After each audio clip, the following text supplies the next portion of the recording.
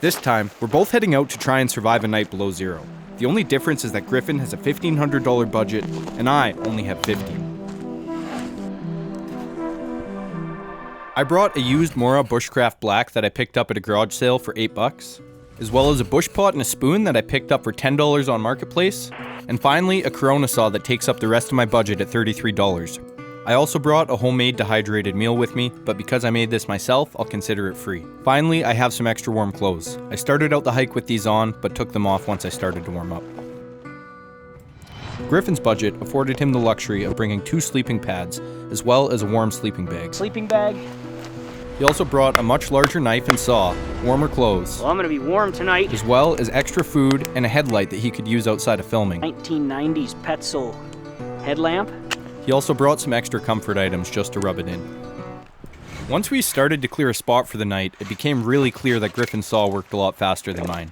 You gotta love silky saws. This was a challenge for 2 reasons. I would have to collect more firewood to keep me warm throughout the night, as well as try and build a shelter. In contrast, Griffin had a sleeping system set up right away and was already prepared to survive the night. At this point, I got to work on a bed. This was difficult without rope, but I ended up notching out the larger logs on the outside to hold everything together. I also covered the top in grass so that it didn't feel like I was sleeping on a ladder. At this point, it was already starting to get dark out. It would have been nice to build a fire reflector in a shelter, but I figured the best use of the remaining daylight would be collecting firewood to get me through the night. Camp was starting to shape up, but we were both beginning to get pretty hungry and thirsty. So we headed down to the river to get some water to make supper.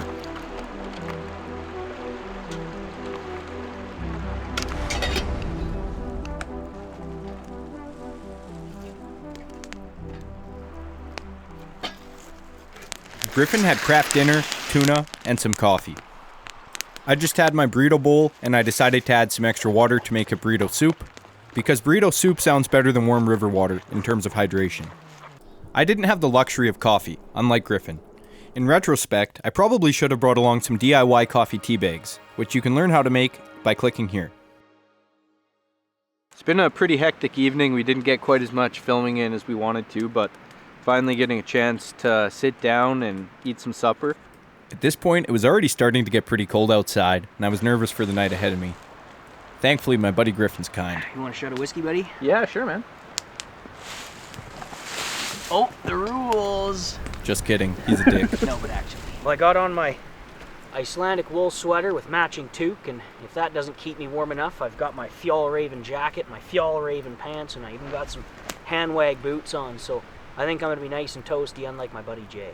Well, to be honest, I'm already a little bit cold, so I'm not looking forward to the night that's ahead of me. Griffin looks pretty cozy over there with his 2 wool blankets, and he's actually closer to the fire than me. Believe it or not, he dug the fire pit. I don't think there's any coincidence there. It's just the way it worked out. There is a reasonable amount of loft to this grass. I feel myself inching over to the left. To try and soak up more heat. The only reason that we're not freezing right now is because of the fire. And, you know, this Icelandic wool sweater. Fjallraven top, Fjallraven. Alpaca wool socks. Yeah, I think I put 99% of my effort into cutting a bed and not into cutting firewood. And while I do appreciate the fact that I'm up off the ground and my back's not cold, I don't appreciate the fact I know that at some point I'm going to be sitting here in the dark out of firewood.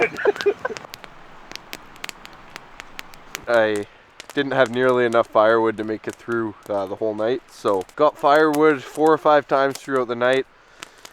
Got chilly at times, but I'm going to go home and probably have a nap. So it was a good night. It's quite chilly this morning, but with my bedding set up, I was pretty comfortable, and it really helped that Jay was feeding the fire all night. Didn't have to help out with that at all, which was really efficient.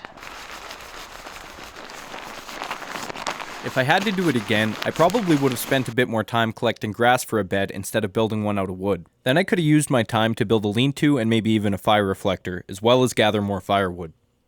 If you like this video, subscribe and check out the other videos on my channel. Thanks for watching.